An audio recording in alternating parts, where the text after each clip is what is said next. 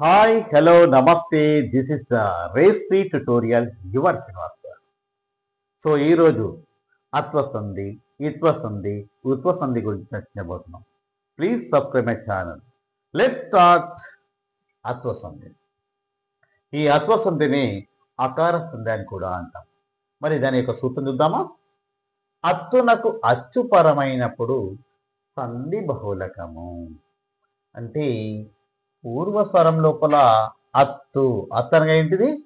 అకారం రావాలి. దానికి ఏం రావాలి? పరస్వరం లోపల అచ్చు రావాలి.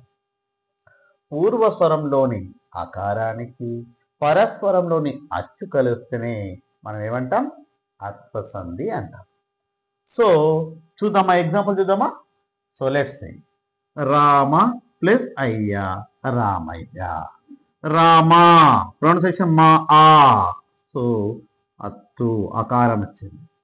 దీనికి ఏం కలవాలి? అచ్చు కలవాలి. అచ్చు ఇక్కడ ఏమొచ్చింది? ఆ వచ్చింది. ఆ నుంచి అమహా వరకు అచ్చు కదా.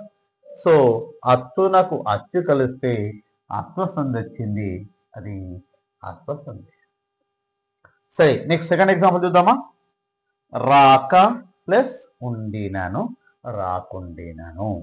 సో రాక ఆ ప్రొనౌన్సియేషన్ ఏమొచ్చింది? ఆ వచ్చింది. ఇక్కడ ఉండినన్ ఫస్ట్ ఏమో వచ్చిందమ్మా? ఊ. ఊ అనేది ఒక అచ్చు కదా. ఊ అనేది అచ్చు. ఇక్కడ ఆ కూడా అచ్చే. సో రాక ప్లస్ ఉండినన్, రాకుండినన్. చింత ఆ ప్రొనౌన్సియేషన్ థర్డ్ ఎగ్జాంపుల్ చెప్తున్నా. చింత ఆ ప్రొనౌన్సియేషన్ లో ఆ ఆకు ఆ వచ్చింది. ఆ అనేది అచ్చు కదా. మరి ఏంటది? చింతాకు. సార్ ఇది సేమ్ సవర్ణ దీర్ఘ సంధి లెక్క ఉంది కదా సార్. మరి అత్వసంధి సవర్ణ దీర్ఘ సంధి సేమే కదా సార్ అంటే చాలా ముఖ్యమైన గమనిక. సవర్ణ దీర్ఘ సంధి లోపల వ్యాకరణ అంశాలు ఉంటాయి. ఈ అత్వసంధి అనేది, ఇత్వసంధి, ఉత్వసంధి అనేది ముఖ్యంగా ఏంది? తెలుగు సంధులు అనమాట. ఇక్కడ తెలుగు పదాలే వచ్చినాయి. రామయ్య మనం తెలుగు అంటాం కదా. రాకుండినన్ నువ్వు రాకు. ఆ తర్వాత చింతాకు మన తెలుగు పదాలు కదా. ఈ తెలుగు పదాలు అత్వసంధి అనబడతాయి. అదే సంస్కృత పదాలు, వ్యాకరణ పదాలు సవర్ణ దీర్ఘ సంధిలో మనం గమనించాలి. ఓకే. సవర్ణ దీర్ఘ సంధి మరియు అత్వసంధికి మధ్య భేదాలు ఏంటో చూద్దామా? సవర్ణ దీర్ఘ సంధిలో వ్యాకరణ అంశాలు, సంస్కృత పదాలు ఉంటాయి. సార్ ఎగ్జాంపుల్ చెప్పండి సార్.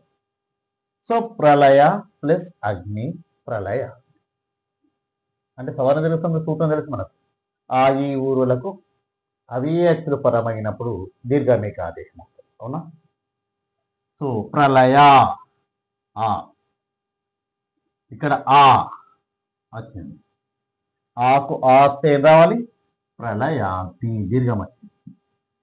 కానీ మహాత్ములు మహా ప్లస్ ఆత్మలు, చంచల ప్లస్ ఆత్మలు చంచలాత్మలు, కవి ప్లస్ ఈశ్వర కవీశ్వర. సార్ ఇవి ఏ పదాలు సార్ అంటే వ్యాకరణ అంశాలు. వీటిని మనం ఏమంటాం?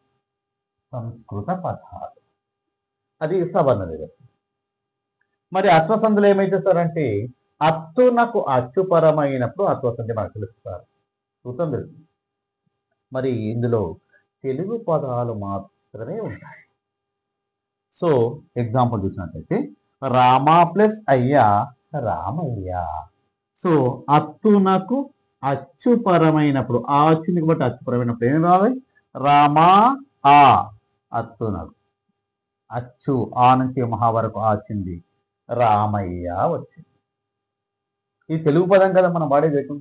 రామయ్య, సీతమ్మ, ఈ మనం తెలుగు పదం వాడతాం కదా. కాబట్టి ఇది ఏ సంధి? అత్వసంధి. అదేవిధంగా మరికొన్ని ఉదాహరణలు. చింత ప్లస్ ఆకు, చింతాకు.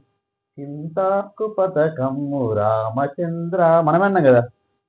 ఎంత ప్లస్ అడలు, రాక ప్లస్ ఉండి నేను ఏ రాకపోయి అని అంటామా లేదా? అంటే ఇవి తెలుగు పదాలా కాదా మనం? సో తెలుగు పదాలైతే అత్వసంధి, సంస్కృత వ్యాకరణ పదాలైతే అది సవర్ణ దీర్ఘ సంధి అని సరిచేసుకోండి. Please subscribe my channel. This is the Rate 3 tutorial. You are Srinivas.